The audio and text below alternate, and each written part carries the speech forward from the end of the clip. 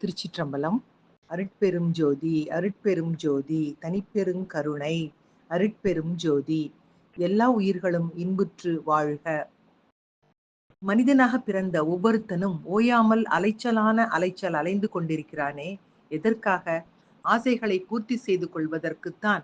வெளியில் இருக்கிற வஸ்துகளிடம் இவனுக்கு ஆசை. அவற்றை பெறவே அலைகின்றான்.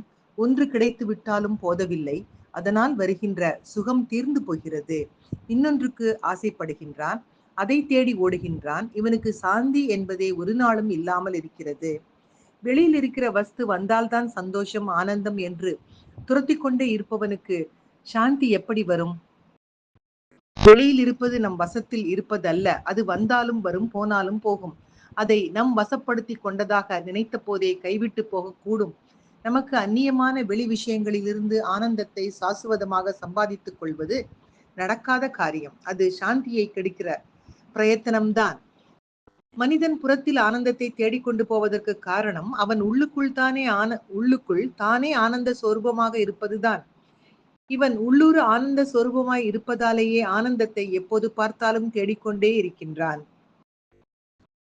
மாயையால் தானே ஆனந்த ஸ்வரூபம் என்பதை மறந்து விட்டிருக்கின்றான். இருந்தாலும் இவனுடைய சுவாபமே ஆனந்தமானபடியால் இவனுக்கு ஆனந்தம் அடைய வேண்டும் என்ற எண்ணம் மட்டும் இருக்கிறது. மனிதர்களில் எவராவது ஆனந்தத்தை தேடாமல் துக்கத்தை தேடி போகிறவர்கள் உண்டா? ஆனாலும் அந்த ஆனந்தம் உள்ளே இருப்பதை அறிந்து சாந்தத்தில் அதை அனுபவிக்காமல் வெளியே ஆனந்தத்தை தேடி துரத்தி கொண்டே போய் சாந்தியை ஓயாமல் கெடுத்துக் கொள்கிறார்கள். தன் நிஜ ஸ்வரூபம் என்ன என்று ஒருவன் அம்பாளின் கிருபையினால் பிரார்த்தித்து ஆத்ம விசாரம் தியானம் செய்து பார்த்தால் தானே பூரண ஆனந்த வஸ்து என்று தெரிந்து கொள்வான்.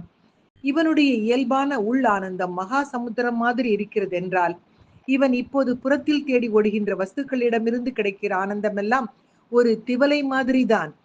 இதை ஒருத்தன் உணர்ந்து விட்டால் அப்புறம் வெளி இன்பத்தை தேடவே மாட்டான்.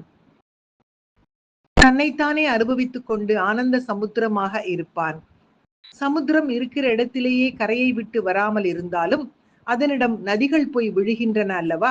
அப்படியே ஆசைகள் இவனிடம் வந்து விழுந்து சமுத்திரத்தில் நதிகள் விழுந்து மறைவது போல் மறைந்தே போய்விடும்.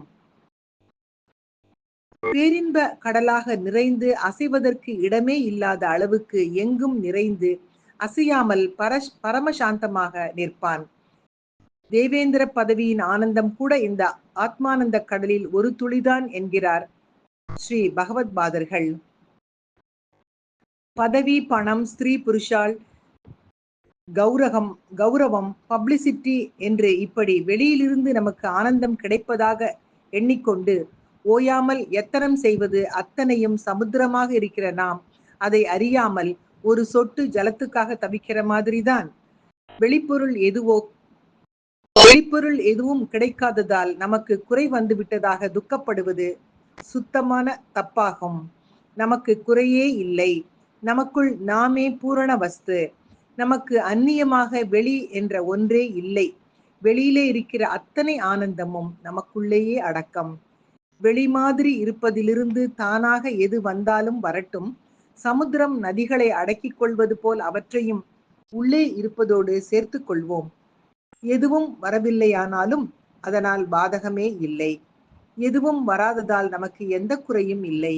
நமக்கு உள்ளேயே இருக்கிற பரமாத்ம வஸ்துதானே வெளியில் இருப்பதெல்லாம் என்கின்ற தெளிவோடு எப்போதும் இருக்க முயல வேண்டும் என்ற காஞ்சிமா சுவாமிகளின் மகா சுவாமிகளின் அருளுரையில் இருந்த இந்த பதிவினை இன்றைய சிந்தனையாக்கி மகிழ்வோடு காலை வணக்கம் சொல்வது உங்கள் அழகம்மை சுவாமிநாதன். Happy morning.